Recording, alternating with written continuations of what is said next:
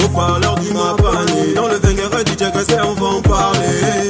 J'apporte le sourire, 1 kilo pour ma jeunesse, et hisse les couleurs de mon drapeau en finesse. On prend plus la pirogue pour ma panombo, et on était à Élysée, les nages Élysée. Le pont est terminé, ils sont work Élysée. Bonjour à tous, on se retrouve aujourd'hui pour une nouvelle vidéo de votre micro-trottoir préféré. Le thème du jour est « Qu'est-ce qui peut pousser un homme à avoir une chisa ?»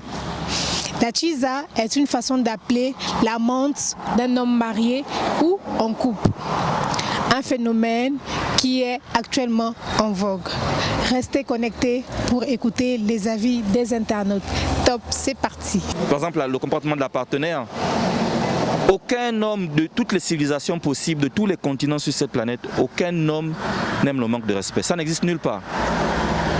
Quand l'homme sent qu'il perd son autorité ou son aspect masculin, qu'il la perd, c'est difficile qu'il puisse encore être celui-là qui était avant. Et si une chisa, comme vous le dites là, donne ça dehors, il aura plus tendance à considérer la chisa dehors. Pour moi, je pense qu'il y a plusieurs facteurs. D'abord, je ne sais pas, un homme peut se lasser de sa femme et c'est pour ça qu'il peut aller voir ailleurs, histoire de découvrir de nouvelles choses. Ça peut être un des facteurs. Je pense aussi que c'est une question d'éducation aussi.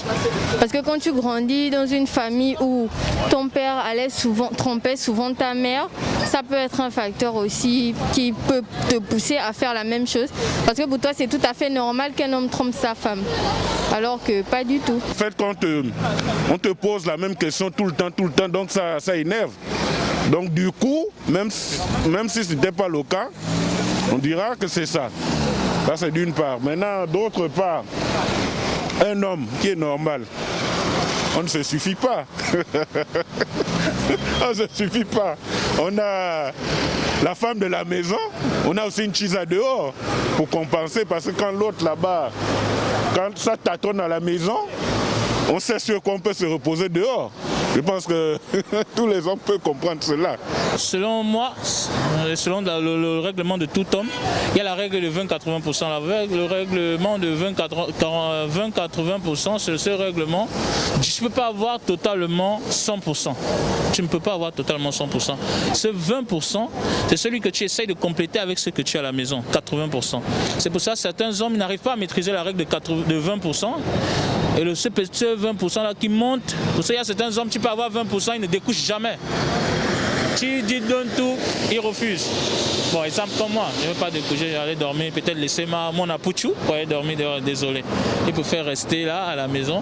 Peut-être si tu peux avoir ton 20%, bon, peu importe, mais le règlement de Chisa, ça dépend des hommes qui ont des âmes un peu plus sensibles et faibles. Déjà, Chisa, je crois que c'est une expression qui qualifie une prostituée. Et un homme qui aimerait avoir une prostituée, c'est simplement pour satisfaire ses vices, sa libido, ses plaisirs qu'il ne pourrait satisfaire avec une femme, avec sa propre femme. Donc c'est tout simplement ça, c'est de la débauche. Voilà. Et ce que je peux dire pour avoir adopté la foi judéo-chrétienne, c'est que nous avons à nous repentir de ce genre de choses. Parce que le Seigneur, les Saintes Écritures déclarent que Dieu jugera les débauchés et les adultères et que le lui conjugal soit exempt de toute souillure. Voilà, chers internautes, nous sommes arrivés à la fin de votre micro-trottoir préféré. N'oubliez pas de liker, de commenter et à la prochaine pour un nouveau numéro de votre micro-trottoir préféré. Bye bye.